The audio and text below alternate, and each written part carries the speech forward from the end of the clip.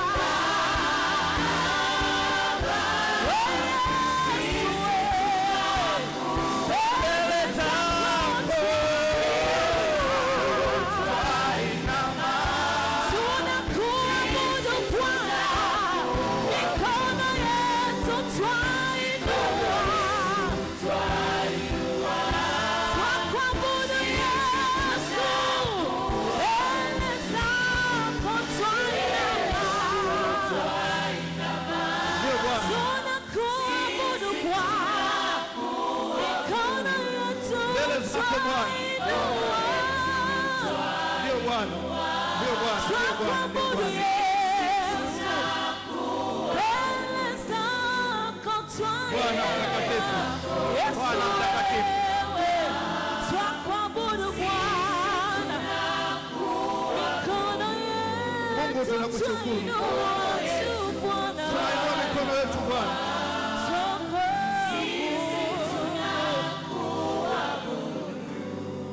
Daudi akasema, heri siku moja katika uwepo wako kuliko miaka 1000 nje ya uwepo wako. Watoto wako asubuhi ya leo hapa KKT Arusha Road Bwana, tunatamani kuwa kwenye uwepo wako Bwana, tunatamani kuwa kwenye uwepo wako, kwenye uwepo wako, kwenye uwepo wako Bwana. Maana Bwana, katika uwepo wako kuna faraja. Maana Bwana, katika uwepo wako kuna amani. Ndio maana Daudi akasema, Bwana, nalifurahia waliponiambia na twende nyumbani mwa Bwana, kwa sababu Bwana, nyumbani mwa Bwana kuna amani. Nyumbani mwa Bwana kuna uzima. Nyumbani mwa Bwana kuna baraka. Mungu, asubuhi ya leo watoto wako walioingia hapa wasitoke kama walivyo. Muombe Mungu, mwambie kama kuna mtu mmoja ulimkusudia asubuhi ya leo aguswe, basi ukawe ni wewe, aponywe basi ukawe ni wewe, katika jina la Yesu Kristo wa Nazareti. Bwana, tunakushukuru kwa neema na baraka zako. Asante kwa uwepo na baraka zako. Tunakuabudu Bwana kwa sababu unatenda. Wewe ni Mungu, hakuna kama wewe. Wewe ni Mungu, hakuna kama wewe. Mungu, yoyote aliyeingia katika nyumba yako na udhaifu wa ugonjwa, Mungu kamponye. Yoyote aliyeingia na fadhaa, Mungu kamponye. Bwana, badilisha maisha ya watoto wako, kwa sababu nyumbani mwa Bwana kuna amani. Hakuna Mungu kama wewe, hakuna Mungu kama wewe. Unastahili kuabudiwa, unastahili ewe Yesu, unastahili kuabudiwa, unastahili. Mwambie Bwana tena, unastahili sifa za mioyo yetu asubuhi ya leo Bwana. Unastahili wewe, unastahili wewe Bwana, unastahili Bwana, unastahili Bwana. Pazie sauti za shangwe, mwambie unastahili, unastahili, unastahili wewe, unastahili kuabudiwa Bwana Yesu, unastahili wewe, unastahili kuabudiwa Bwana, unastahili Bwana, unastahili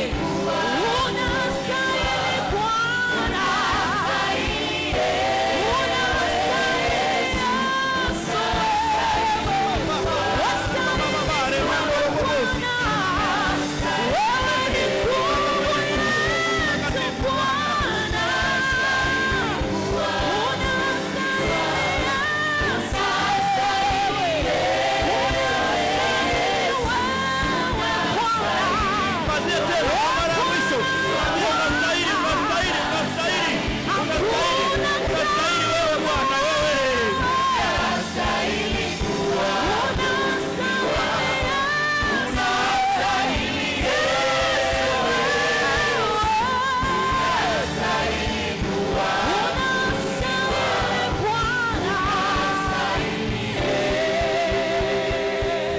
unastahili sifa za mioyo yetu, unastahili kutukuzwa, unastahili kuabudiwa, unastahili sifa za mioyo yetu.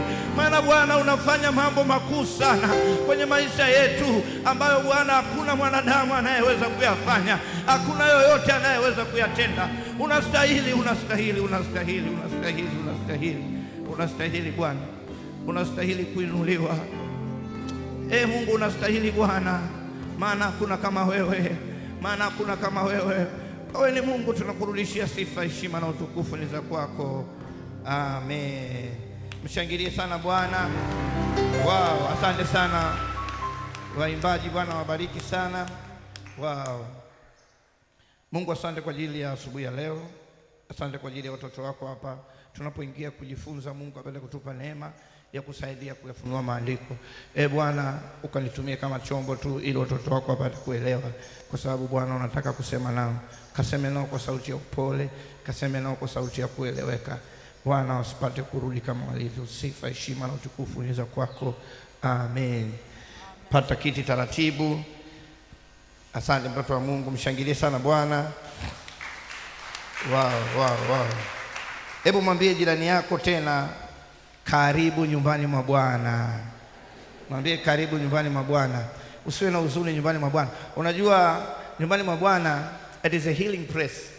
Yaani umetoka na stress yako, umetoka unaumwa, umetoka unafanya nini, lakini hapa nyumbani kwa Bwana tuna uhakika.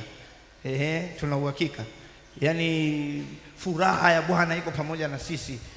Furaha ya Bwana iko, hakuna mashaka tena kwa sababu umemkimbilia Bwana. Unajua nilikuwa namtafakari Daudi siku moja, anamwambia Mungu, na alifurahia waliponiambia na twende nyumbani mwa Bwana. Akasema sasa jamaa anamaanisha nini? Kwani kwake hakuna hivyo vitu? Nikagundua kumbe anazungumzia nyumbani kwa Bwana kuna uponyaji, nyumbani kwa Bwana kuna furaha, nyumbani kwa Bwana kuna tumaini. Ndio maana anasema nituisheni mimi fadhaa zenu zote. Yeye anasumbuka na mambo yetu. Bwana Yesu asifiwe. Kipekee namshukuru sana Mungu kuwa mahali hapa, ni kwa neema tu ameniwezesha, na mimi namtukuza yeye. Imekuwa ni baraka kuungana na nyinyi asubuhi ya leo. Jina langu naitwa David Mwakapala. Niliwaambia asubuhi mimi ni mtumishi sehemu 3. Mungu amenipa neema, ni mtumishi chuo kikuu cha Dodoma, mtumishi wa umma. Namtumikia Mungu pale. Sasa mtu atasema, unamtumikia Mungu mtumishi wa umma? Yes, namtumikia Mungu pale. kwa sababu kupitia mimi kuna watu pia wanaokoka. Wanasema kumbe kuna watumishi hata wa Mungu pia wako vile vile vizuri na kazini. Bwana Yesu asifiwe sana. Kwa hata wewe ni mtumishi wa Mungu ulipo, hata dukani kwako wewe ni mtumishi wa Mungu. Biblia inasema sisi ni barua ya kusomwa na watu wote. Lakini pia namtukuza Mungu, mimi pia ni mtumishi wa Mungu nyumbani kwangu, ni baba, kwa hiyo ni mtumishi wa Mungu nyumbani, lakini pia ni mtumishi wa Mungu madhabahuni kwa Bwana. Na hii ndio ninaitaka zaidi, ni mwalimu wa neno la Mungu. Mungu amenipa neema. I'm a lecturer there, but I'm integrating the anointing of God kutoka kule kuileta huku. Maarifa lazima tuyapate. Lakini vile vile kwa neema ya Mungu ni mwenyekiti wa fedha wa diocese yetu na ni mzee wa kanisa pia, ni mtumishi wenu. Bwana Yesu asifiwe sana. Na Mungu amenipa kibali kwenye kufundisha sana. Napenda sana nimekuwa nikimwomba Mungu mara nyingi, imekuwa ni kiu yangu. Nimekuwa nikifuatilia sana na nikifanya tafiti nyingi za habari za uchumi na fedha. Kwa hiyo nimekuwa na kiu kubwa sana ya kutamani angalau kutoa sadaka yangu ya kupitia neno kufundisha sana masuala haya. Nimekuwa nikipionia sana. In fact, mama mchungaji, nakushukuru sana. Mimi nimekuwa nikifundisha semina nyingi sana, na moja ya watu ambao pia wamekuwa wakiniwezesha sana ni ndugu zangu hawa. Nimewaalika mara nyingi sana. Noeli amekuwa ndo ananitengenezea hadi matangazo bana. Noeli, Mungu akubariki sana. Moja ya watu unajua mchungaji anawazungumzia wamepata baraka. Noeli amepata baraka ya kazi.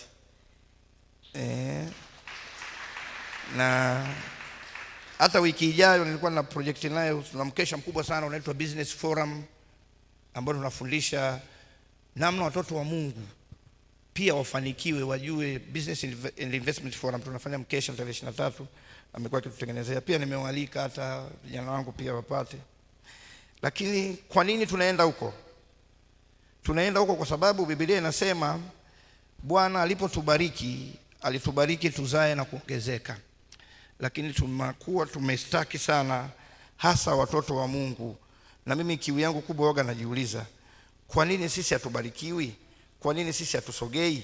Kwa hiyo nimekuwa nikipionia sana ya masomo. Leo nataka tujifunze kwa ufupi sana, lakini nitajitahidi kuwa summarized uweze kuelewa. Somo linasema hivi: kanuni za kibibilia za usimamizi wa fedha zitakazolinda na kustawisha uchumi wako. Kanuni za kibibilia zitakazolinda na kustawisha uchumi wako. Kanisa, Mungu ametupa neema kubwa sana. Tumekuwa tukimtafuta sana Bwana, na maeneo mengi tumekuwa tukizungumza kuhusiana na wokovu. Tumekuwa tukizungumza na namna ambayo tutafanikiwa kwenda mbinguni. Tumekuwa tukizungumza na namna ambavyo ni muhimu mtoto wa Mungu kuishi maisha ya utakatifu. It is very important. Lazima uishi maisha ya utakatifu, maana hakuna kitu kingine kitakachokufanya umuone Bwana zaidi ya utakatifu. Lakini leo nataka ni chip in pembeni kidogo, tuelekezane. Kuna maisha mengine ya raha ambayo Mungu ametuumbia tuishi hapa duniani. Tunaishije? Bwana Yesu asifiwe sana. Nilifanya tafiti kidogo, nikawaambia hata asubuhi. Katika mifano 38 aliyoitoa Yesu kwenye vitabu vile vinne vya Injili, Mathayo, Luka, Yohana pamoja na Marko, ametoa jumla Yesu mifano 38. Mifano 16 inazungumzia fedha. Nenda baadaye kafanya utafiti. Leo siku unaweza kutumia hata teknolojia. Unaweza ukagoogle tu ukaviselect, vipeleke kwenye AI, au select Jesus teachings financial analysis, itakupa. Atakwambia mifano 16 anazungumzia fedha. Ni vigumu tajiri, nenda kalipe kodi, nenda kafanya nini. Alikuwa anazungumzia financial issues. Pili, nikafanya utafiti wa pili. Kwenye Biblia kuna mistari 1500 Biblia nzima inazungumzia maombi na imani. Na kuna mistari 2000 inazungumzia fedha, mali na rasilimali. Mnaelewa ninachokisema? Kuna mistari 2000 zidi ya 1500. Asilimia 15 ya mistari yote ya Biblia kuanzia Mwanzo sura ya kwanza mpaka ile Ufunuo, 15% ya ile mistari inazungumzia habari za fedha, uchumi, utajiri, rasilimali. Bwana Yesu asifiwe sana. Maana yake ni nini? Maana yake ni kwamba maisha ya mtoto wa Mungu yameambatanishwa na resources ili uweze kusogea unakotakiwa kufika. Hatukutaki wewe ufanikiwe tu kiroho, tunataka pia ufanikiwe kimwili, tunataka pia ufanikiwe na mazingira. Maana nasema mpenzi, ufanikiwe kama roho yako ifanikiwavyo. Maana yake we don't want you to be only spiritual, ufanikiwe tu kiroho. No. Tunataka pia tukuone ukiwa umefanikiwa kwenye ulimwengu halisi wa nyama. Kitabu cha Kumbukumbu la Torati sura ya 8 mstari wa 18. Kumbukumbu la Torati sura ya 8 mstari wa 18 anasema hivi: nawe utamkumbuka Bwana Mungu wako, maana ndiye akupae nguvu za kupata utajiri, ili kulifanya imara agano lake alilofanya na baba zako hata hivi leo.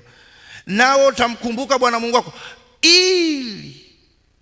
ili kulifanya imara agano. Maana Mungu ndiye akupae nguvu za kukupa utajiri. Maana yake ni kwamba, watoto wa Mungu, Mungu anapotaka kukufanikisha, Mungu anapotaka ukamtumikie, Mungu anapotaka ukawe mtoto mwema, jambo moja la msingi ambalo utakiwi kulikwepa ni kukwepa namna ya kutunza fedha na mali.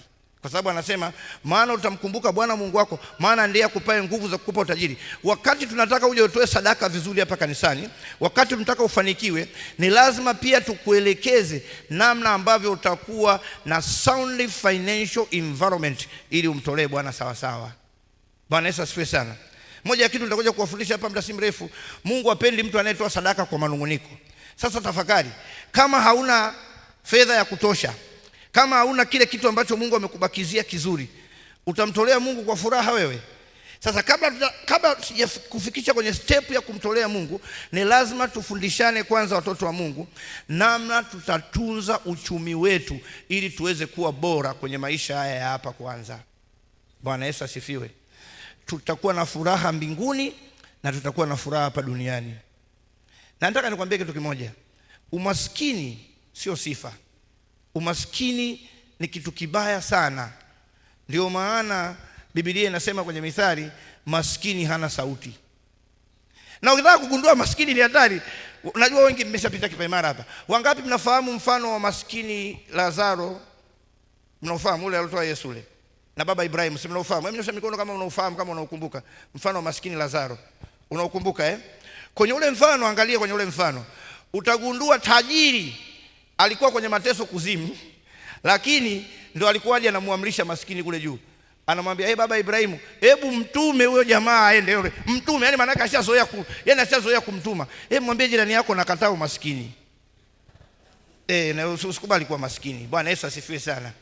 Sasa nilikuwa nakupa foundation kwa nini ni msingi watoto wa Mungu kujifunza masuala ya uchumi, fedha na mali ili tubarikiwe zaidi. Kama kanisa at individual level, kama kanisa, kama taasisi, ni lazima tuanze kujifunza namna ya kuweka vitu vyetu vizuri, hasa kwenye masuala ya uchumi na fedha. Bwana Yesu asifiwe sana. Naoni mwanzo wa mwaka tumesema simu yetu kwenye Isaya 62 ile, tunapanuka kushoto, kulia, tunaongezeka. Hauwezi kuongezeka kama una maarifa. Bwana Yesu asifiwe sana. Sasa nataka nikupeleke taratibu tu. Kitabu cha Isaya. Bwana Yesu asifiwe sana. Jambo la kwanza ambalo nataka ulielewe ni kwamba Mungu hajakuumba kuwa mvivu. Mungu hajamdesign mwanadamu kufanikiwa kwa miujiza, bali Mungu amemdesign mwanadamu afanikiwe kwenye programu maalum ya kufanya kazi, kuzaa matunda na kuongezeka. Kitabu cha Mwanzo sura ya kwanza mstari wa 28 anasema, Mungu akawabariki na kuwaambia, zaeni muongezeke, mkaijaze nchi na kuimiliki, muwatawale samaki wa baharini, ndege wa angani na kila kiumbe hai kitembeacho duniani. Nikaisoma mara mbili, nikatafuta Biblia ya Kiingereza. Inasema hivi, nitakwambia mambo hapa. Anasema, and God blessed them, and God said unto them, be fruitful, multiply, replenish the earth, and subdue it, and have dominion over the fish of the sea, and over the fowl of the air, and over every living thing that moveth upon the earth. King James Version. Nikagundua mambo matano ambayo Mungu amemuumbia mwanadamu. Moja, amemuumbia kuzaa matunda. Anasema be fruitful. Pili, amemuumbia kuongezeka, kumultiply. Tatu, amemuumbia kureplenish. Bwana Yesu asifiwe sana. Subdue and have dominion. Mungu amekuumba kuongezeka, kuzaa matunda, kuzidisha na kutawala. Ukiona umekaa stage moja muda mrefu, hauoni process ya maisha yako, kuna shida kwenye ulimwengu wa roho. Kwa sababu Mungu amekuumba kama full package. Anataka uongezeke, uzae matunda, uzidi, utawale. Bwana Yesu asifiwe sana. Sasa, kwa nini haya mambo nayazungumza? Maana yake ni kwamba ili utawale, Mungu amekupa kanuni tena kwenye Mwanzo 1:12. Anasema, Mungu akasema nchi na itoe majani, mti utoao mbegu, matunda kwa jinsi yake. Amekupa kila kitu. Lakini nataka usome hapa Mwanzo 2:4-5. Mwanzo 2:4-5.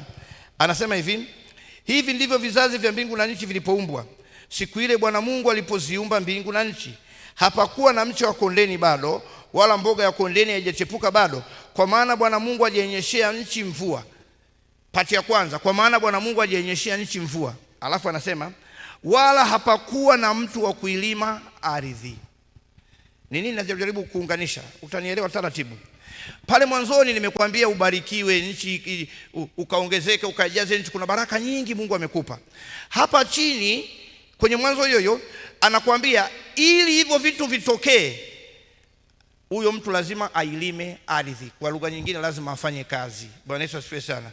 Kwa hiyo ni lazima ufanye kazi. Kanuni ya kimungu ya kupokea inapatikana Mathayo sura ya 7:7. Anasema hivi, ombeni nanyi mtapewa. Omba kwanza.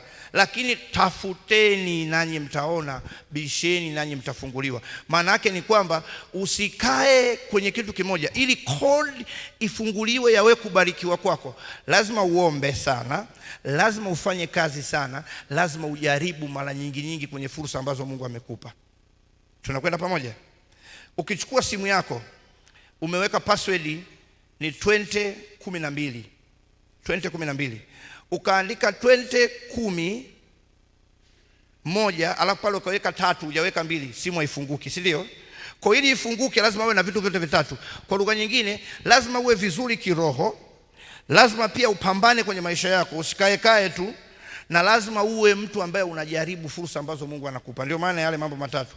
Ombeni nanyi mtapewa, bisheni nanyi mtafunguliwa, tafuteni nanyi mtaona. Maana yake fanya kazi. Bwana Yesu asifiwe sana. Maana hapa tukitangaza semina tukasema, bwana, hapa kwenye hii semina tutakuwa na kitambaa cha upako. Kila mtu akichukua ataenda atakutana na hela asubuhi mlangoni kwake. Kila mtu atatamani kuja, nipe hicho kitambaa. Watu wanafurahia. Lakini no, Mungu hajakuumba uishi kwa muujiza. Wana wa Israeli walipokuwa wanatoka nchi ya Misri, walienda jangwani kwanza, si ndio jamani? Jangwani kulikuwa hakuna chochote, hawawezi kulima, hawawezi kufanya chochote. Mungu akawafanyia muujiza. Kila siku asubuhi wakawa wanakutana na mkate, jioni wanakutana na njiwa. Maisha yao yote kwa miaka 40. Wakadhania ndio maisha yao. Siku wameingia Kanaani, nchi ambayo inalimika, ina rutuba, ndege na mana walikata. Unajua definition yake? Maana yake fanya kazi. Na ndio maana pia Biblia inasema asiyefanya kazi na nini? Okay. Sasa kama baada ya hapo, jambo la kwanza ambalo natamani ulielewe, mtoto wa Mungu, ni kwamba Mungu katika kufanya kwako kazi na kuzalisha amekupa maeneo matatu unayoweza kutengeneza fedha au kutengeneza mali. Nimeyakategorize katika maeneo matatu. Jambo la kwanza, unaweza ukatengeneza kipato chako kupitia ajira. Na ndio imekuwa commonly watu wengi sana kwa namna ambavyo elimu yetu ilivyopita, mitaala yetu imekuwa kutengeneza sana kwenye white collar job, ukaajiriwe. Kwa hiyo ni pati ya kwanza tunasema employment stream. Eneo la pili ambalo unaweza ukatengeneza kipato chako ni biashara. Watu wengi Mungu amewajalia hapa na wafanya biashara, maduka mengi pale mjini, baadhi yetu ni ya kwetu. Safi. You can make through business stream. Ya tatu ni uwekezaji. Unaweza kufanya uwekezaji. Uwekezaji wa kisasa siku hizi, nikisema uwekezaji mtu anakimbilia hisa na maeneo kama hayo, bond, it is okay. Lakini uwekezaji hata wa asili, ng'ombe ni uwekezaji, sio biashara, kwa sababu ukifuga ng'ombe unategemea akupe maziwa, aje akupe pia vitu vingine, si ndio? Lakini vile vile ukiwa na kuku, ule ni uwekezaji. Kwa hiyo unaweza kutengeneza kipato chako kutokea hapo. Na wengi Mungu ametubariki, tumeanza kupata vitu kama hivyo, na wengine vijana wetu leo tumewaombea hapa, Mungu ametupa baraka, wamepata kazi. Kwa hiyo eneo la kwanza tunaita ni resource mobilization. You can mobilize a resource either from employment, business or investment. Unaweza kupata resources zako kutoka kwenye biashara, ajira au uwekezaji. Na baadaye nitawaambia kwa kifupi hapa uwekezaji wa kisasa ni upi. Sasa ukishapata hivyo vyote, upande wa pili unaosumbua sana ni upande sasa wa kumanage vile vitu ambavyo Mungu amekupa. Kitabu cha Isaya, nataka twende wote kidogo, kimbia tu. Kitabu cha Isaya 48 mstari wa 17. Isaya 48 mstari wa 17, Biblia inasema hivi: Bwana mkombozi wako, mtakatifu wa Israeli, asema hivi: mimi ni Bwana Mungu wako. Good. Ni Bwana Mungu wetu. Look there.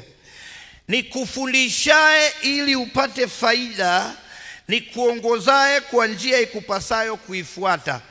Nikufundishaye ili upate faida, nikuongozaye kwa njia ikupasayo kuifuata. Soma vizuri hapo. Mungu asemi nikupe faida, nikufundishaye. Maana yake faida inapatikana kwenye wewe kutafuta, kwenye namna ya kufundisha. Nikufundishaye kupata faida. Kwa hiyo Mungu anatufundisha kupata faida. Ili upate faida, Mungu anakufundisha maarifa ya wewe kuzidisha kile ambacho Mungu amekupa. Fedha yoyote unayoipata kwenye biashara, fedha yoyote unayoipata kwenye ajira, kwenye uwekezaji, muombe Mungu akusaidie. Na ndio maana hata ya semina yetu ifupi hapa, uweze kuitunza sawa sawa, kuizidisha ili izae. Kumbuka nimekwambia asili yako wewe ni kuzaa, kuzidi, ni kuongezeka. Zaeni, mzae, mzidi, muongezeke, na kumiliki nchi na kumiliki rasilimali. Bwana Yesu asifiwe sana. Sasa na zaidi, Mungu wetu sio Mungu wa hasara. Nimesoma mistari mingi sana mpaka nikasema kwa hakika inabidi tufanye kazi. Biblia inasema kwenye kitabu cha Mithali 3:13, kila mtu anapaswa kula na kunywa na kufurahia kazi ya mikono yake. Isaya 62 mstari wa 9 kusoma mpaka wa 10 anasema, na nafaka na ngano zenu ndio nyewe mtakayoila, nitamkemea yule alaye. Maana yake Mungu sio Mungu wa hasara. Lakini kwa nini tunapata hasara? Lakini kwa nini tuna struggle? Kwa nini hatufikii yale mambo ambayo tumeanza? Angalia mwaka jana Januari, ule transition ya kutoka usiku 2024 kwenda 2025, tulikuja hapa tukamwambia Mungu, mwaka huu ni mwaka wangu, mwaka huu ni mwaka wangu, nifanikiwe. Lakini tumeenda mwisho wa mwaka, unakuja yale malengo yako yametimia. Sasa mambo ya msingi nataka tufundishane. Sasa nataka niende kwenye hizo pointi zangu.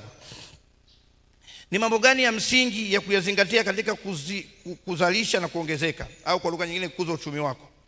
Jambo la kwanza kabisa ambalo natamani tushare na wewe leo hapa, mtoto wa Mungu, jiwekee utaratibu wa kuweka akiba. Mwambie mwenzako kwa Kiingereza savings.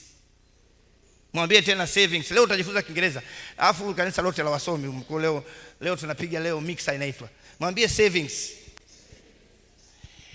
Ili uweze kufanikiwa, jambo la kwanza kabisa ambalo lazima umuombe Mungu akufundishe, lazima akufundishe kuweka akiba. Kuweka akiba ni kazi sana, lakini inajengwa na tabia kidogo kidogo. Ile tabia inakuwa ni mazoea yako. Kwa nini? Kwa sababu fedha ina tabia ya kupiga kelele kwenye matumizi. Ndio hela ilivyo yani. Kwa hiyo unakuta ukiwa na hela, wewe jipime. Ukiwa hauna hela unaishi maisha ya kawaida, uzuruli, utembei, unajifanya hauli vizuri. unakula asubuhi kidogo na jioni. Ukiulizwa hasa wa mama anakuambia jamani na maintain, Dr. Janabi amesema tusile sana wanga, kumbe una hela. Siku umepata hela ndio utakapojigundua kwamba kwa kweli wewe kumbe ni mpenda kula. Unakula alafu mtu akikuuliza unampa mstari wa Biblia unasema mbinguni tutapewa miili mipya. Kwa sababu hela anapiga kelele, unatumia tu, unafumua kila kitu. Bwana Yesu asifiwe sana. Sasa usipokuwa na nidhamu ya kufanya akiba, hutaweza kuelewa mafanikio yako. Akiba ni jambo la msingi sana kwenye maisha yako na ni la watu wenye hekima. Mwambie jirani yako kuweka akiba ni hekima. Sasa ngoja niwaambie, mnaweza mkazana hapa mimi najitungia. Nimewaambia kanuni za kibiblia. Nataka tusome kwa pamoja. Kitabu cha Mithali 21 mstari wa 20a. Kitabu cha Mithali 21 mstari wa 20a anasema hivi. 21:20a anasema hivi. Katika nyumba ya wenye hekima, katika nyumba ya wenye nini? Hekima, kuna akiba ya vyakula vizuri na mafuta. Lakini mtu mpumbavu hutafuna vyote alivyo navyo. Bwana Yesu asifiwe. Jipige kifua, mwambie Mungu mimi sio mpumbavu, nitaweka akiba. Bwana Yesu asifiwe sana. Lakini mpumbavu hutafuna vyote. Bwana Yesu asifiwe sana. Jiwekee utaratibu wa kila stream ya income ambayo Mungu amekupa kwenye yale mambo matatu niliyokuambia. Kwenye ajira, biashara, uwekezaji.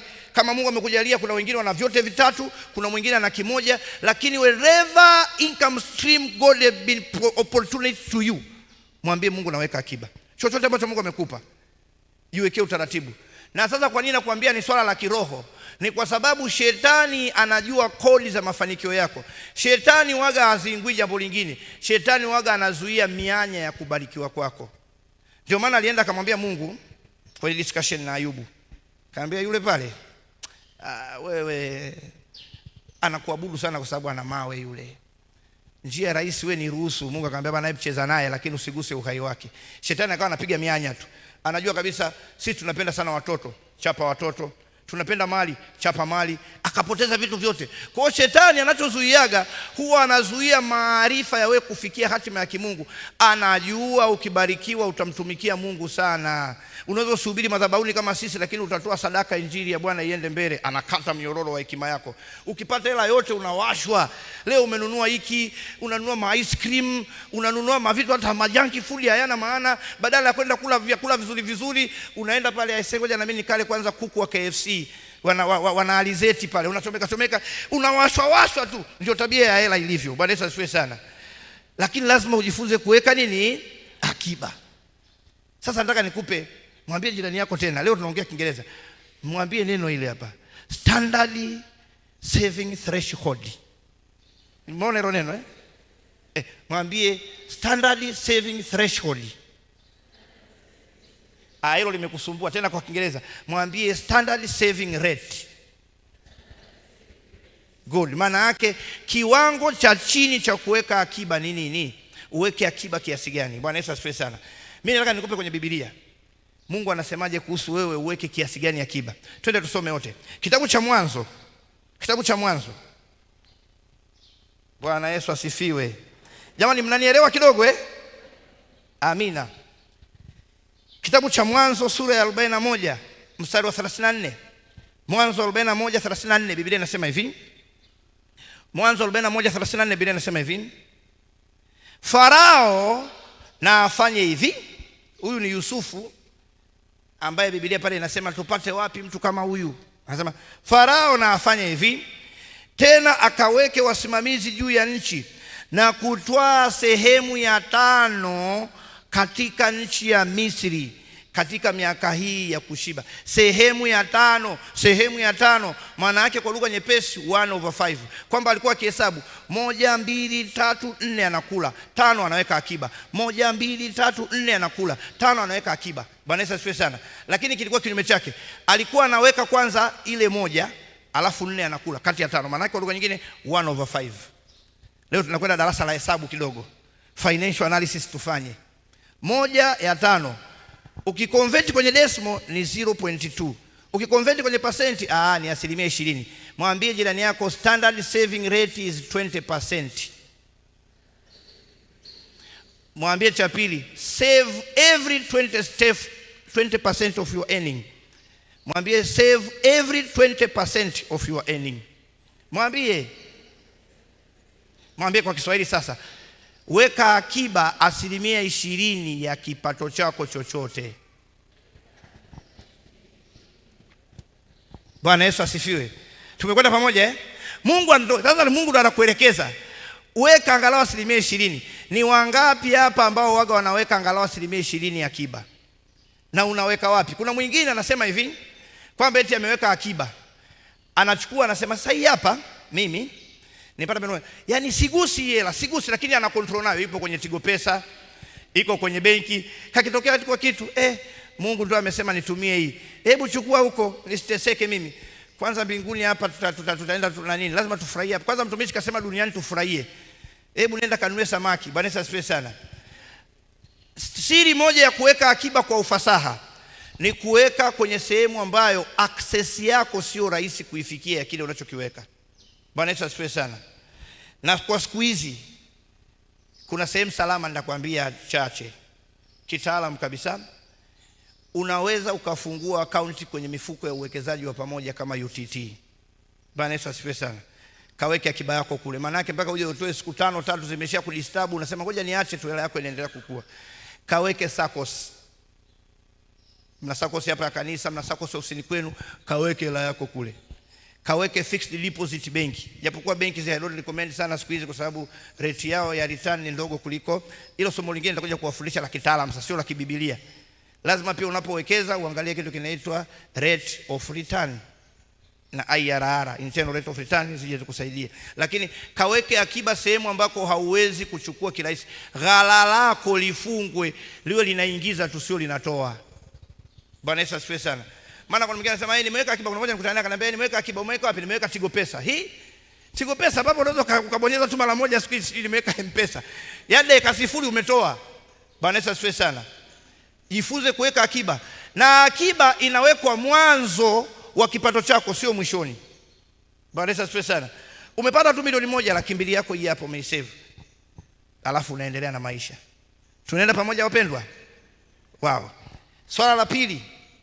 La kwanza nimesema akiba.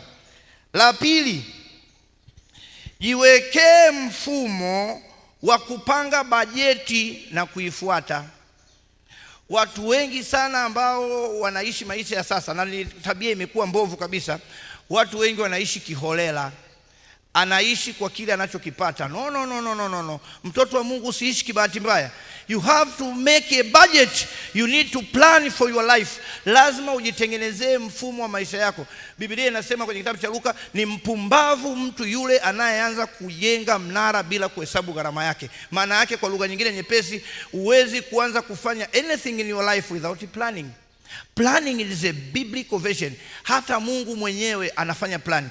Angalia kabisa pale mwanzoni, kabla hajamuumba mwanadamu, ana discuss na jopo lake, na tufanye mtu kwa mfano wetu. Maana yake he has a plan. Tufanye hiki. Na Mungu wetu, unajua plan imetokea wapi? Plan imetolewa kutoka kwenye version ya Mungu, pale ambapo anasema yeye ni Mungu ambaye anaangalia mwisho hapa mwanzoni. Kwa sababu plan una predict future yako. Jiwekee utaratibu wa kuweka bajeti na mipango. Bwana Yesu asifiwe sana. Watoto wetu wa Mungu tunaenda kiolela tu. Ukimuuliza anakuambia bwana, nitaishi kwa neema. Tazameni ndege wa angani, hawavuni hawapandi, ninaishi kama ndege. Wewe ni ndege. Bwana Yesu asifiwe sana. Kuna mistari kwenye Biblia usipotafsiri vizuri itakupotosha sana. Kuna mmoja nilikuwa nafundisha hili somo, baadaye akaniambia, sasa mwalimu, mbona Biblia inasema ni vigumu sana tajiri kuingia mbinguni kuliko? Basi nikampa shule pale. Kwa nini? Ni pale ambapo una trade moyo wako kwenye utajiri kuliko Mungu. Lakini mimi ninachotaka nikufundishe, lazima uwe na financial freedom. Wewe ndio uitawale fedha, wewe ndio uiamrishe fedha, sio fedha ikuamrishe wewe. Bwana Yesu asifiwe sana. Tunakwenda pamoja watoto wa Mungu. Akiba. Jifunze kujiwekea akiba na kuifuata. Utasoma kwenye Mithali 21:5 na mstari 21. Watu wengi sana hawapangi akiba.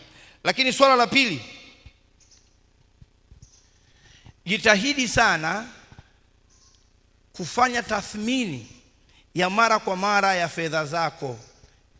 Jifanyie tathmini. Mungu amekupa neema, jifanyie tathmini. Kwa mfano, mwezi wa kwanza huu unaisha mpaka mwezi wa pili, ni nini umefanya na hujafanya nini? Pale kutokea kwenye mpango wako utakuelekeza pia kwenye kufanya tathmini ya fedha zako. Bwana Yesu asifiwe sana.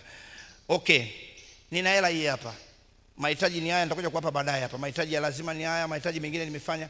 Mpaka saa hizi hela yangu inatosha au haitoshi, utajua mwenyewe. Bwana Yesu asifiwe sana. Kumekuwa kuna kasumba ngumu sana Januari, wengi sana mpaka wanaitaga Januari, mwezi kwa Januari wanaita njaa, yani Januari. Wewe mtoto wa Mungu, kataa hayo maneno. Usikubali kuongea hivyo vitu. Kwa nini? Januari imekuwa ni mwezi mgumu sana kwa sababu kitu kinachowasumbua wengi, siri yake kubwa ipo kwenye budget na planning. Wewe unajijua kabisa mwezi wa 12 una mambo mengi, alafu mwezi wa kwanza una mahitaji mengi. Umeona yanapotokea? Mwezi wa 12 unataka ule bata alafu ghafla mwezi wa kwanza uishi vizuri. Ipo hivyo. Mtu mjanja anaanza kuiplani kuanzia mwezi wa 8. Unajua kabisa mwezi wa kwanza na responsibility ya ada. Kwa nini ulipe ada mwezi wa 12 au wa kwanza? Lipa mwezi wa 9. Au kama utaki kulipa, weka kwenye UTT, weka kwenye akaunti yako, tunza hela za ada. Alafu hela ya mwezi wa 12 kitakachobaki ndio unakitumia. Bwana Yesu asifiwe sana. Hiyo ndio mipango na bajeti. Lakini unakuta sasa hapa, hasa wa mama, unashiriki kila sherehe, kila kitenge, kila kijora wewe unavaa tu. Unacheza mpaka tarehe 25 pale unasherekea. Alafu inafika Januari unasema kwa nini yanitokee haya? Yamekukuta kwa sababu ya upumbavu wako. Bwana Yesu asifiwe sana. Usianze kutulilia hapa. Unalia nini? Yamekukuta kwa sababu kupanga mipango. Bwana Yesu asifiwe sana. Ada sio dharura, kodi sio dharura. Ukiumwa tutakuchangia, lakini hatuwezi kuchangia. Kuna mmoja alinipigia simu akaniambia naomba mchango wa ada. Nikamwambia unaumwa nini? Ulizana na mimi nikusaidie yani tulikuwa tumeplani kwa pamoja kwamba watoto ni hawa. Bwana Yesu asifiwe sana. Lakini nilimsaidia. Alafu nikakaa naye. Nikamwambia sasa sikiliza. Una watoto wangapi? 3. Ada zao shilingi ngapi? Ni hizi. Kipato chako ni hiki. Anza kila mwezi kuwawekea kwenye akaunti hii, weka. Anza, kwa sababu watoto ni wako sio wa kwangu. Leo mimi nimekusaidia, kesho nina responsibility ya watoto wa kwangu, utakosa pa kukimbilia. Lakini ni huyo Disemba alikuwa na posti, anafurahia yuko Serengeti, anapiga selfie, anakula bata, alafu Januari anafika anahuzunika. Kwa nini yanitokee haya? Yamekukuta kwa sababu huna plani. Tunakwenda pamoja watoto wa Mungu. Mshangilie Mungu kama mnanielewa. Najaribu kuongea kwa lugha nyepesi kabisa. Bwana Yesu asifiwe. Jambo lingine, nataka nikimbie watoto wa Mungu. Jambo lingine la msingi sana. Tunza kwa hekima mali na vitu ambavyo Mungu amekupatia. Tunza kwa hekima mali na vitu ambavyo Mungu amekupatia. Anything in your possession should be managed wisely. Nisikilize kwa makini sana. Chochote ambacho Mungu amekupa, usipokitunza kwa hekima, kinapotea. Anything you mismanage, you lose it. That is the principle. Kwa Mungu amekupa biashara, itunze. Mungu amekupa kazi, itunze. Mungu amekupa mali, itunze. Na kuvitunza maana yake kuviongeza vizidi kuongezeka zaidi, kwa sababu Mungu amekupa. Na hapa ni ule mfano wa talanta. Mungu amekupa talanta 5, basi hakikisha zinaongezeka zinakuwa ngapi? 10. Mungu amekupa talanta 2, hakikisha zinaongezeka zinakuwa ngapi? 4. Usifukie talanta kama yule mmoja. Bwana Yesu asifiwe. Bwana Yesu asifiwe sana. Upako unavuta mali. Tutakuombea hapa na kama ambao tutaomba hapa baadaye. Katika jina la Yesu Mungu akakufungulie milango. Milango itafunguka, utapata mali. Lakini hekima na maarifa ya kimungu vinatunza kile ambacho Mungu amekupa. Bwana Yesu asifiwe. Kuna duka A na duka B, restaurant hizi wanauza chai na chapati. Umeenda duka la kwanza, umekosa chapati pale, unamkuta mwenye duka anakuambia, wewe kwa nini unachelewa? Saa 4 unakuja hapa kunywa chai, hazipo, zimeisha. Hebu toka huko, siku nyingine wewe unawahi.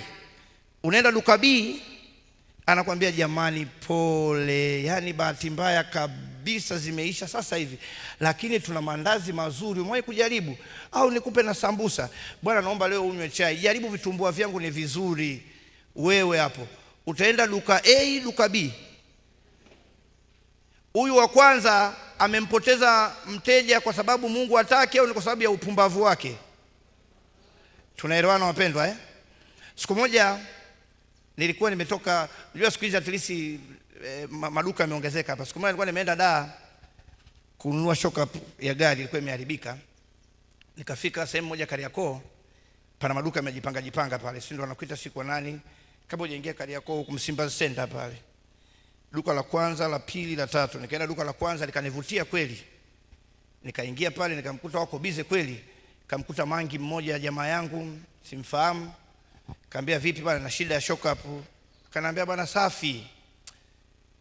Shock up gani? Nikamuelekea gari lenyewe lile pale nimekuja nalo, linagonga na nini. Akanambia sawa, sasa nisubiri hapo hapo, wewe nikakuchukulie store.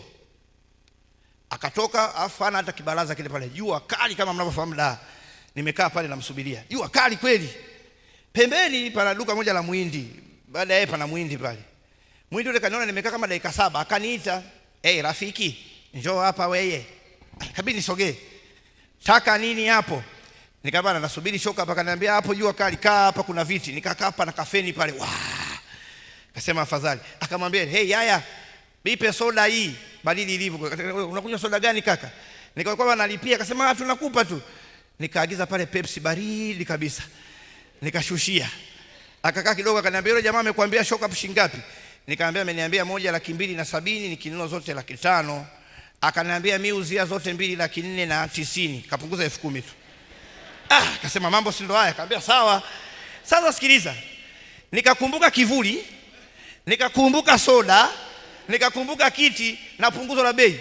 Nikachukua yule duka hata sikurudi, nikatoka, nikaingia kwenye gari, nikaondoka. Sasa nikiwa njiani narudi nikawa najiuliza, nikawa namsimulia jamaa yangu, nilikuwa nimeenda na jamaa yangu. Nikamwambia sasa bwana, kilichotokea ni hiki na hiki, lakini najiuliza, yule mangi si ajabu Jumapili alikuwa pale Kijitonyama kanisani. Tukaomba, amepata mteja, Mungu amenivuta niende kwake. Kwa sababu kwa nini wakati naenda sikwenda duka la yule Muhindi, nikaenda kwanza kwake?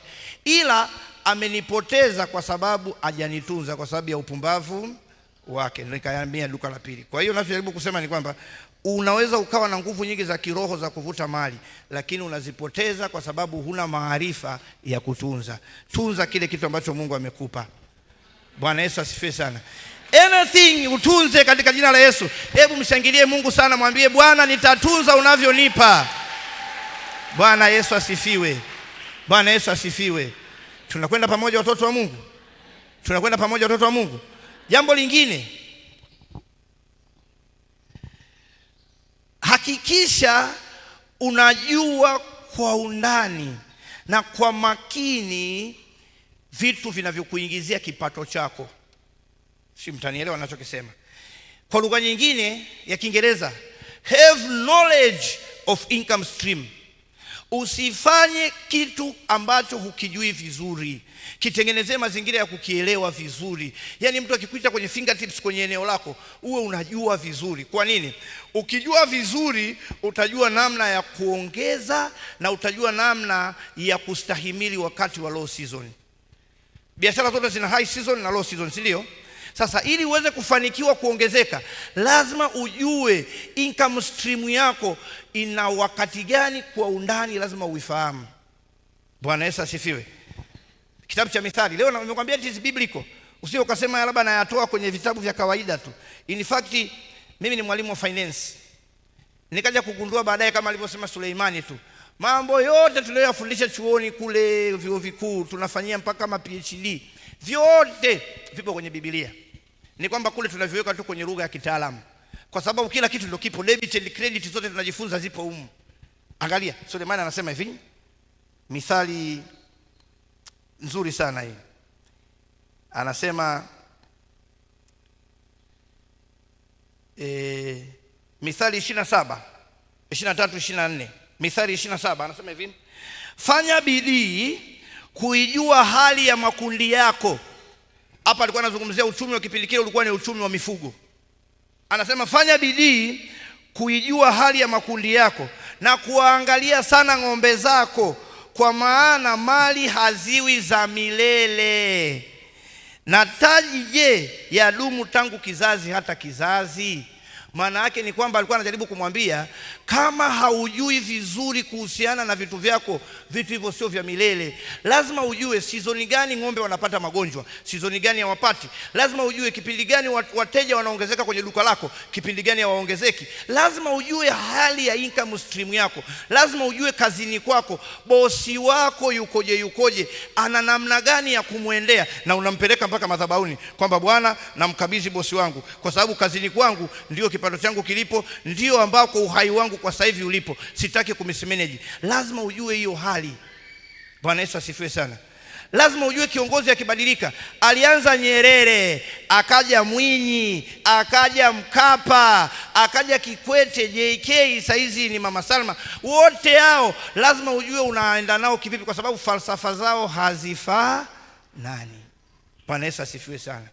Siku moja pale kanisani, kijana mmoja akanifuata akaniambia, mwalimu, nimepata wazo la biashara nataka nifanye. Nikamwambia sawa, ya nini? Akaniambia, nataka nifanye, Bwana amenionyesha. Akasema, Bwana amekuonyesha? Hongera. Bwana amenionyesha nataka nifanye biashara. Biashara gani? Nataka nifanye biashara ya matikiti. Akasema, safi. Nikamuuliza swali la kwanza, hebu niambie value chain of your watermelon. Value chain, utafanya nini? Sasa ndio nataka nianze kwanza kuwajua. Sasa Bwana amekuonyesha kweli au tu ni ndoto zako? Kuja kugundua ni kilimo cha PDF. Kachukua, unafahamu kilimo cha PDF? 1+1 nitachukua hapa, nitaweka hapa, nitapata hiki hapa. Wewe haipo hivyo hata siku moja.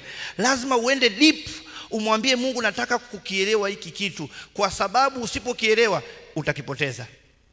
Bwana Yesu asifiwe sana. Bwana Yesu asifiwe sana.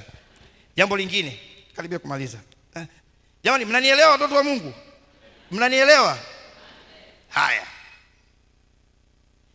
Jambo lingine la msingi, epuka matumizi mabaya ya fedha, au kwa lugha nyingine nyepesi, epuka matumizi yasiyo na lazima ya fedha zako. Kwa Kiingereza hapa nimeweka epuka kitu kinaitwa impulse buying. Kama nilivyokwisha kusema, watu wengi sana fedha ina kawaida ya kupiga kelele kwenye matumizi. Yaani wewe jiangalie hapa, ukiwa na hela leo na usipokuwa nayo, utaona hata ndani ya moyo wako unavyojisikia. Si unaona Yaani kuna kitu unajiona kabisa, usipokuwa na hela unajiona kama mzito hivi. Kama ueleweki hivi, yaani unakuwa unaongea, unatembea kitakatifu. Bwana, mimi ni mnyonge, mimi ni panzi tu. Huna hela wewe. Ukipata hela unaanza, mimi shujaa kama Daudi. Unataka uonekane wewe shujaa. Nini hela hiyo inakumotivate. Bwana Yesu asifiwe sana. Sasa principle mojawapo ya muhimu sana, usibadilishe mfumo wako wa maisha kwa sababu ya hela. Badilisha mfumo wa maisha kwa sababu ya mahitaji. Bwana Yesu asifiwe sana. Leo una hela, leo huna hela, unaweza ukapika kwako. Jamani, tule vizuri, jitahidini sana. Hapa pana marage kidogo, mchicha na wali kidogo. Siku una hela, leo nadhani baba nimerudi mjini, twendeni Dodoma hoteli, twendeni. Sio vibaya kutoka, lakini hiyo ndo pattern yako ya maisha, au umesukumwa na fedha. Kwa lugha nyingine, fedha isikubadilishe. Najaribu kusema hapa, uwe na financial freedom na hela yako. Bwana Yesu asifiwe sana. Fedha isikuongoze kwenye kufanya mambo, wewe ndo uiongoze fedha kukutumikia wewe. Bwana Yesu asifiwe. Hapa unajikuta unafanya mambo ambayo sio lazima. Alafu katika hilo lingine, usifanye mambo ambayo hayana ulazima sana. Kuna mtu anataka kila harusi ashiriki, kila kipaimara ashiriki, kila tukio no. You should have the control. Lazima uangalie na kipato chako. Bwana Yesu asifiwe sana. It is good to have a social capital. Lazima uassociate, lakini kila kitu lazima kiwe kina mipaka. Bwana Yesu asifiwe sana. Simeona kwenye upendo Biblia inachosema pale, upendo kiasi. Bwana Yesu asifiwe sana. Yaani mimi nilikutana na mtu eti bila aibu eti anakuja eti kuniomba eti mchango wa kipaimara. Nafanya kipaimara, ameleta kadi. Nikamwambia unaumwa kipaimara sikina kuhusu. Twende pale tukamalize pale ukapewe baraka na mchungaji anaisha. Kuna mwingine amekuja eti anaomba eti mchango wa birthday. Kwa kuzaliwa kwako mimi kunanihusu nini wewe? Si ulizaliwa wewe kwanza ambacho hujui kadri miaka inavyozidi kwenda unakaribia kumaliza siku zako hapa duniani. Jua linazidi kuzama. Anakuja eti naomba mchango wa birthday. Mchango wa birthday sitoi vitu kama hivyo. Bwana Yesu asifiwe sana. Jiwekee standard ya mambo ya msingi. Naomba ada at least nitakupa. Naomba mchango wa birthday. Sijui eti mchango wa kumtoa mtoto 40. Basi mtoe hata kwenye 60. Bwana Yesu asifiwe sana. Not everything you should participate. Tunza hela yako, hata senti ndogo ina maana, kwa sababu milioni bila 1000 sio milioni. Bwana Yesu asifiwe. Kila kitu wa mama mnataka mshiriki. Yaani umetoka huko wewe na kitenge hiki. Afu sasa kwa nyie ndo hatari zaidi. Kila kitu kina sare. Piga mahesabu ya sare yale utagundua ni mtaji mzuri tu hata wa kuanza kuuza dagaa. Menunua kitenge cha 70,000, sijui kijola cha 50,000 na hiki hapa. Piga mahesabu yale utakuja kuona. Bado unalalamika mimi maskini. Wewe sio maskini, ila wewe unapua management of money. Bwana Yesu asifiwe. Tuko pamoja watoto wa Mungu. Nataka nimalizie hapa. Nataka leo ukitoka hapa uelewe. Sio unatoka kwa ajabu ajabu tu. Jambo lingine la msingi sana, hasa hili linawahusu vijana. Jifunze kuanza kidogo kidogo. Bwana Yesu asifiwe sana. Jifunze kuanza kidogo kidogo, au jifunze kuanza na mwanzo mdogo. Watu wengi sana wana vision, nataka nianze biashara, mwaka huu ni wa kwangu, nataka nifanye nini? Lakini jambo ukimuuliza sasa hivi jambo analoliwaza, anawaza mambo makubwa sana. Mambo makubwa huwezi kuyaachieve kwa sababu mtaji wako sometimes ni mdogo. Mwambie Mungu uko tayari kuanza hata kidogo kidogo. Bwana Yesu asifiwe sana. Na kuanza kidogo kidogo kuna faida nyingi sana. Kuna kupa kitu kitaalamu kinaitwa experience. Kwa sababu ulianza na milioni 1, ukamanage milioni 3, ukamanage 10 mpaka milioni 200. Maana yake wewe una experience ya hela ndogo na hela kubwa. Lakini leo hii ukapewa ghafla milioni 200, hujawahi kumanage kidogo kidogo, it is very easy to fall. Ningekuwa na ubao hapa ningekucholea hivi. Ukienda hivi mstari mnyofu, anguko lako ni nyofu. Lakini ukienda kwa ngazi, maana yake utaanguka ngazi ndogo afu utarudi tena juu. Maana yake kurudi kwako juu kwa sababu umeanza mdogo mdogo ni rahisi. Accept kuanza kidogo kidogo. Bwana Yesu asifiwe.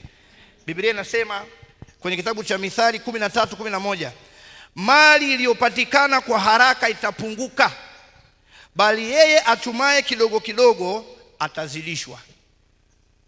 Na Zekaria 4:10 anasema usidharau mwanzo mdogo. Jambo lingine la mwisho ambalo ni la msingi sana, jifunze kutoa kwa ukarimu. Jifunze kutoa kwa ukarimu. Hebu mwambie jirani yako, jifunze kutoa kwa ukarimu. God does not accept the quantity of your offering. God accepts the quality of your offering. God does not please thee with the quantity of your offering, but is pleased with the quality of your offering. Mungu hafurahii wingi wa sadaka yako. Mungu anafurahia ubora wa sadaka yako. Na kitu kinachotengeneza ubora wa sadaka yako ni ukarimu kwenye utoaji. Bwana Yesu asifiwe sana. Kwa hiyo ili uweze kutunza yale yote niliyokupa pale mwanzoni, kujifunza kuweka akiba, kujifunza kufanya mipango, kujifunza kucontrol hela, kujifunza kutunza vitu Mungu alivyokupa, ili haya yote yatokee, siri mojawapo ya kiroho ni kumtolea Mungu kwa ukarimu. Sio kumtolea Mungu tu, kumtolea Mungu kwa nini? Kwa ukarimu. Ukimtolea Mungu kwa ukarimu, Mungu huwa ana kawaida, kwa sababu Mungu wetu ameshasema kwenye Isaya 48 ni Mungu wa faida. Huwa ana kawaida ya kukuzidisha na kukuongezea fursa ili uendelee kumtolea zaidi kwa ukarimu. That is the secret. The more you give, you receive. Bwana Yesu asifiwe sana. Ndio maana watu wote waliofanikiwa kwenye ulimwengu wa roho, aidha wa upande wetu au hata wa upande wa giza, kitu kikubwa sana kinachowabeba kama hamjui ni better sacrifice, a qualified sacrifice, sadaka iliyo bora. Bwana Yesu asifiwe sana. Wewe kaangalie mafoundation yote, Bill and Melinda Gates Foundation wanatoa hela nyingi sana, Elon Musk wanatoa hela nyingi sana. Kwa nini? Kuna siri kubwa sana kwenye namna ya kutoa sadaka zako. Kwa hiyo sadaka inalinda yale mambo ambayo Mungu amefanya nini? Amekupa. Matendo ya Mitume sura ya 10, ukisoma yote lakini hasa mstari wa 3, malaika anamtokea Kornelio, anamwambia Kornelio, sala na sadaka zako zimekumbukwa mbinguni. Kwa sababu Kornelio alikuwa akitoa sadaka na kusaidia watu sana. Maana yake utajiri wa Kornelio ulikuwa embedded, ulikuwa umefungamanishwa na sadaka zake. Bwana Yesu asifiwe sana. Na Mungu anapokupa fursa za kutoa sadaka hapa, kuna sadaka nyingi tu hapa. Usione kile kitu kama ni michango ya kanisa. Mimi nawaambiaga watu, kwa kweli si kanisani nikiwa kama kiongozi tunataka sadaka zenu kwa ajili, yani sisi ile stream ya income moja wapo ni sadaka, huo ndio kweli. Lakini wewe muumini, that is not income stream, that is an opportunity to work with God. Ile ni fursa ya wewe kutumika pamoja na nani? Na Mungu, kwa ajili ya kuimarisha agano lake. Mtolee Mungu sadaka kwa uhakika. Ukisikia kuna sadaka fulani, unless mambo yako hayajakaa sawa, ichangamkie hiyo fursa. Na Mungu bahati nzuri haangalii kiwango chako, Mungu anaangalia ubora wa sadaka yako. Ndio maana mwanamke mjane pale hekaluni alitoa senti 2, Mungu akamwambia huyu ametoa bora. Ni nini Yesu aliangalia? Yesu aliangalia moyo wa yule mama alipokuwa akitoa sadaka. Bwana Yesu asifiwe sana. Kama unadhania mimi nakutania, mkumbuke mwanamke wa Serepta. Kwenye kitabu cha Wafalme wa kwanza sura ya 16 utakutana na habari za mwanamke wa Serepta. Yule mwanamke alikuwa hana chochote, ana ngano na mafuta. Amekutana na mtumishi wa Elia porini. Elia anamwambia, bwana mimi nina njaa, unatakiwa unipe mimi chakula. Yule mwanamke anamwambia, bwana wangu sikiliza, nina ngano kidogo na mafuta haya, lakini nitafanyeje? Nataka nile na mtoto wangu nife kwa sababu nchi ina njaa. Elia akamwambia, tengeneza kwa ajili yangu pamoja na ya kwako. Hakika nakwambia lile kapu la unga halitapungua wala gudulia lako halitapungua, kwa sababu umemtolea Bwana kwa uaminifu. Na mwanamke yule alipomtolea Bwana, vile vitu viliongezeka katika jina la Yesu. Na mimi nakuombea mwaka 2026 kapu lako lisipungue kwa jina la Yesu, na gudulia lako lisipungue kwa jina la Yesu, kwa sababu unamtolea Mungu kwa uthibitisho. Bwana Yesu asifiwe. Toa sadaka yako kwa furaha. Biblia inasema kwenye kitabu cha Kutoka ile 25, Mungu anamwambia Musa, niitie watu wangu wa Israeli waje wanitolee sadaka, wale wote ambao moyo wao wampa kupenda wamtolee Bwana sadaka. Bwana Yesu asifiwe. Bwana Yesu asifiwe. Kwa sababu Wakorintho pia wa pili 9:7 Biblia inasema Mungu anampenda mtu anayetoa sadaka kwa moyo wa nini? Wa ukarimu. Mtolee Mungu sadaka kwa ukarimu, ili sasa Mungu akupe fursa. Nimeshakwambia hakuna kufanikiwa kivivu. Sasa Mungu anachokifanya unapoendelea kumtolea sadaka, Mungu anakufungulia milango ya baraka. Mungu anakukutanisha na watu wa maana. Mungu anakupa fursa, kwa sababu Mungu wetu hataki upotee tu. Bwana Yesu asifiwe sana. Huwezi kutoka sehemu kirahisi. Mungu atakupa kufanikiwa. Sasa nataka nimalize kwa jambo moja la mwisho.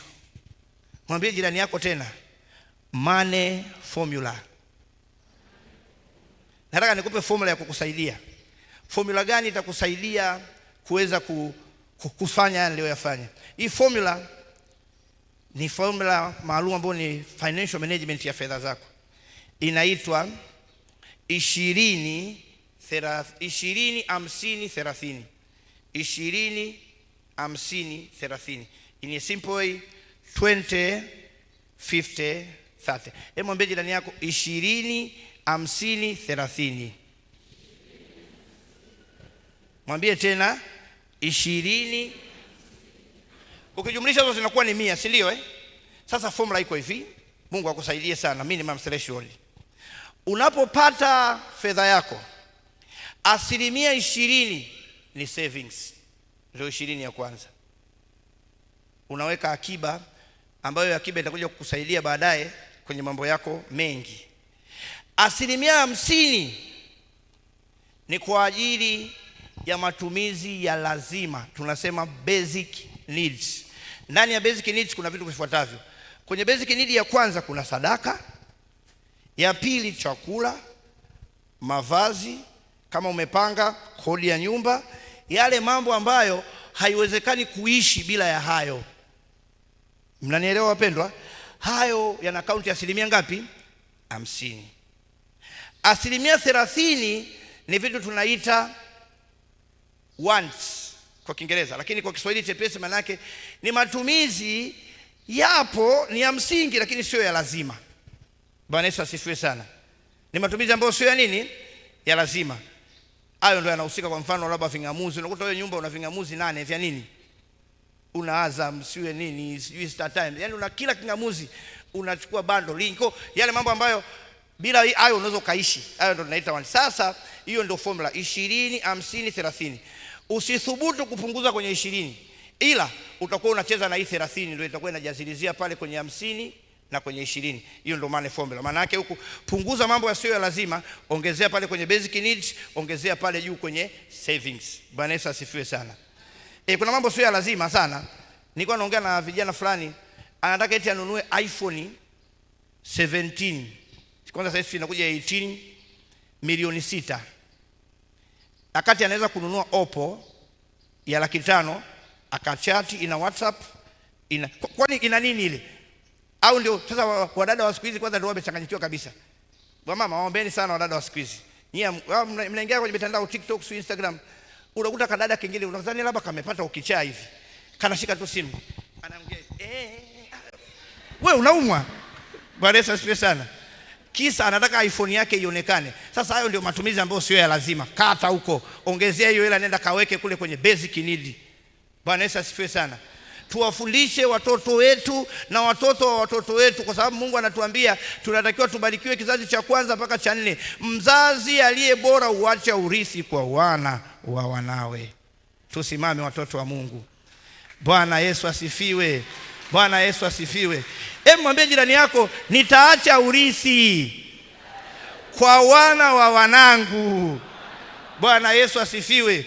Hakuna mtu atakayeingia maskini, kwa sababu moja ya kitu tunachotaka tukitrade hapa ni kutaka tuondoe hiyo roho katika jina la Yesu. Nataka tuende mbele za Bwana kwa dakika chache tu. We want to pray mwaka 2026 ukawe ni mwaka wa breakthrough. Uchumi wetu Mungu akauongoze. Masomo ambayo tumejifunza hapa Mungu akakupe sio kuyashika tu, ukawe mtendaji wa neno. Nataka mwakani hapa tuje kutoa ushuhuda ya kwamba mimi nimeanza kuweka akiba na sasa hivi nimefikisha hata milioni 20, 30, 100. Mungu akakupe neema hiyo. Mungu akakwambia kwamba Bwana, safari hii nimeanzisha biashara na nimeitunza. Safari hii nimeongeza wateja, nimeanza kuwapigia simu, kuwabembeleza, kwa sababu nimetunza kile ambacho Mungu amenipa katika jina la Yesu. Na mimi nakuja kutoa fungu langu la 10 lililonona, kwa sababu automatic ukibarikiwa na Mungu naye anabarikiwa huko, kwa sababu tutapata vingi zaidi. Namwambia Mungu, this is my year, nataka nikauone utukufu wa Mungu. Na Mungu akakutanisha na partners sahihi wa biashara.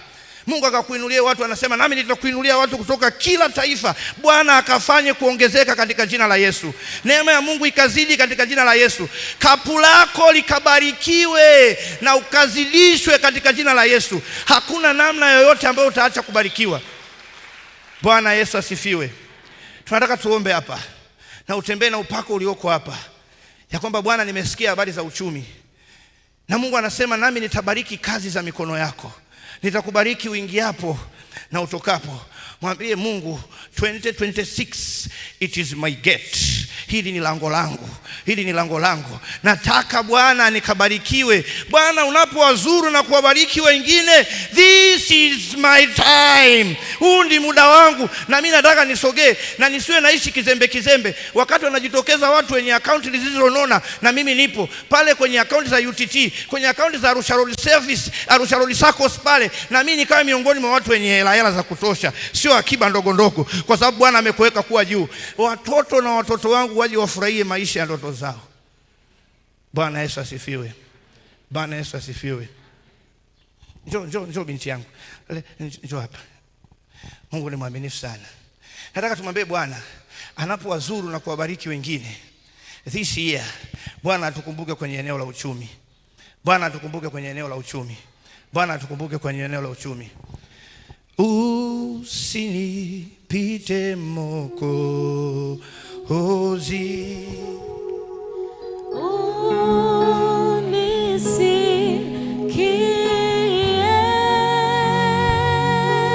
ndio Bwana unapozuru wengi. Yes Bwana. Makanda rababa ntaya ma. Bwana nakushukuru. Mwambie tena. Mwambie Bwana usinipite.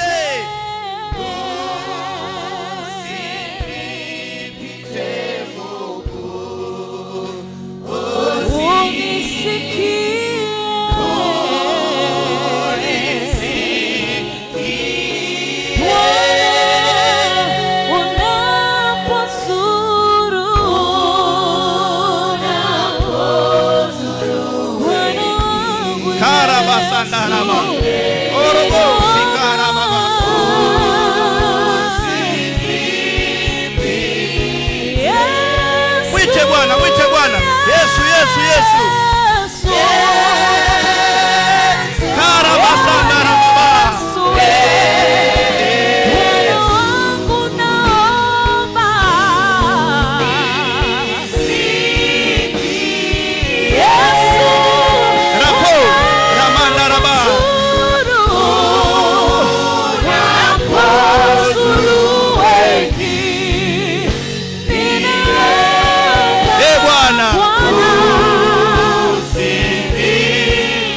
Mwambie tena.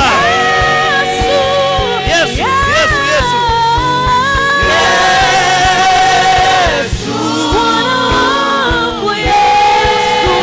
Yes Lord. Rapaka satarama.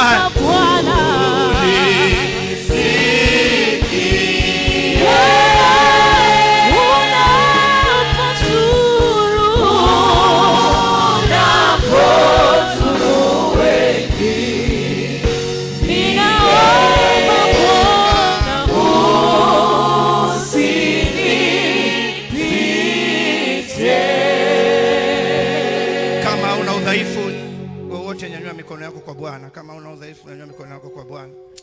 Sema, Bwana Yesu, ninakushukuru kwa sababu wewe ni mwema sana kwangu. Mungu, nikumbuke mwaka 2026, Bwana, ukawe ni mwaka wa baraka katika jina la Yesu. Umesema mwenyewe ya kwamba Bwana utanifundisha kupata faida, utanifundisha njia ya kufika. Mungu, ninakuomba unikumbuke katika jina la Yesu. Katika jina la Yesu. Endelea kuomba. Mungu, nakushukuru kwa ajili ya neema ya watoto wako hawa asubuhi ya leo. Mungu, tumejifunza kwa habari za uchumi, ambapo Bwana umesema wewe ni Mungu wafundishaye kupata faida. Wewe ni Mungu ambaye Bwana unawafundisha njia ya kuiongozayo. Katika jina la Yesu Kristo wa Nazareti, ninaomba Bwana ukapate kukumbuka kwa habari za watoto wako hawa Bwana. Kumbuka uchumi wao. Wale Bwana ambao wako makazini, kumbuka ajira zao. Mungu, ambao hata hawajawapanda vyeo siku nyingi, wamebaki pale pale kwenye nafasi moja. Mwaka 2026, kumbuka Bwana uchumi wao. Kumbuka Bwana kazini kwao. Wakumbuke Bwana katika jina la Yesu. Katika jina la Yesu. Kila vizuizi vya kipepo, kila vizuizi vya kipepo, kila vizuizi vya kipepo ambavyo vinazuia mafanikio yao, I declare and decree leo katika jina la Yesu Kristo wa Nazareti, achia nguvu zako Bwana, ili Bwana wakapate kuwanyanyua. Na Bwana, wale wanafanya biashara, I release the anointing of expansion. Bwana wakaongezeke. Bwana wakakuwe na kuongezeka. Bwana wasibaki pale pale walivyo. Wape mitaji Bwana, wape faida Bwana, wape wateja katika jina la Yesu Kristo wa Nazareti. Wale wanaofanya shughuli za kilimo, kwenye ufugaji, kila eneo Bwana wakumbuke katika jina la Yesu, katika jina la Yesu, katika jina la Yesu, katika jina la Yesu. Bwana Kama kuna namna yoyote, kuna nguvu za giza ambazo zinazuia kufanikiwa kwao, tunakwenda nazo kinyume na tunazilipa kwa damu ya Yesu, na tunazilipa kwa damu ya Yesu, tunazilipa kwa damu ya Yesu, tunazilipa kwa damu ya Yesu. Wapo wale walinenewa maneno mabaya, wapo wale walinenewa maneno mabaya. Tuone basi kama atafanikiwa, tuone basi kama atafanikiwa. Mando raba sekara mando raba, neno hilo halitakuwa wala halitafanikiwa. Tunasimama kinyume na kila msingi mbovu katika maisha yao, katika maisha yao. Bwana wape kufanikiwa. Mungu, hata wale ambao walikuwa watoi sadaka sawa sawa, na ile ikazuia kufanikiwa kwao mwaka 2026, Mungu wape Bwana kuona njia yako. Wazazi walioko hapa, kama una mtoto wako yuko shule, kama una mtoto wako ameanza ajira, pray kwa ajili yake. Na kama wewe ni binti yuko hapa, omba Mungu akupe baraka, upako huu ukatembee pamoja na wewe. Mumtaje jina lake madhabahuni, mtaje jina lake. Kama una kijana wako yuko shule, kama una mwenzi wako, mume wako, mke wako, pray, mwambie Bwana akafungue milango yake. Hii usijiombee wewe sasa, pray. Hii usijiombee, pray katika jina la Yesu Kristo wa Nazareti, katika jina la Yesu Kristo wa Nazareti. Ninaomba Bwana, hata wale Bwana ambao tuna attachment nao, asante kwa ajili ya watoto wetu. I pray kwa ajili ya Bryden, ninaomba kwa ajili ya Abraham, ya Precious. Bwana wakumbuke popote walipo Bwana, wafanikishe kwa habari Bwana ya afya zao, kwa sababu Bwana uchumi Bwana unaweza ukapigwa pia kwenye afya, katika jina la Yesu Kristo wa Nazareti. Wataje majina ya watoto wako, usiache. Fanya kama vile Ayubu, kila asubuhi aliwataja majina mbele za Bwana. Watamke. Na kama huna watoto, jitaje mwenyewe, binti ulioko hapa, kaka ulio, pray. Mwambie Mungu akumbuke. For this I release the anointing. Pray. Mwambie Bwana nakushukuru kwa ajili yao. Mshukuru Mungu pia kwa ajili ya mwenzi wako. Mwambie Mungu mwaka 2026 uchumi ukafanikiwe, akapate kuweka akiba, akapate kufanikiwa, akapate kuinuka, akapate kumtolea Bwana sawa, ili uchumi wake na baraka viwepo, katika jina la Yesu Kristo wa Nazareti. Money formula ikatembee pamoja na yeye, kwa sababu Bwana atamuinulia wigo mkubwa. Asante Bwana kwa kuwa ni mwema. Mungu, nakushukuru kwa ajili ya asubuhi ya leo. Asante kwa neema uliotupa. Sifa, heshima na utukufu ninakurudishia wewe. Ni heshima kukutumikia, ni heshima kuwa madhabahuni pako. Mungu, nanyenyekea. Chochote Bwana ambacho kimefanyika hapa Bwana, kikawe ni kwa utukufu wako. Mungu, ninaomba toba pale nilipofanya chini ya kiwango. Mungu, ninaomba toba pale ambapo sijafanya sawa. Lakini zaidi sana Bwana, chochote ambacho kimefanyika hapa, sifa, heshima na utukufu tunakurudishia wewe. Watoto wako Bwana wakapata kubarikiwa sawa na baraka za rohoni ambazo Bwana umezikusudia juu yao, na adui asiwe na nafasi katikati yao, katika jina la Yesu Kristo wa Nazareti. Amen. Mshangilie sana Bwana.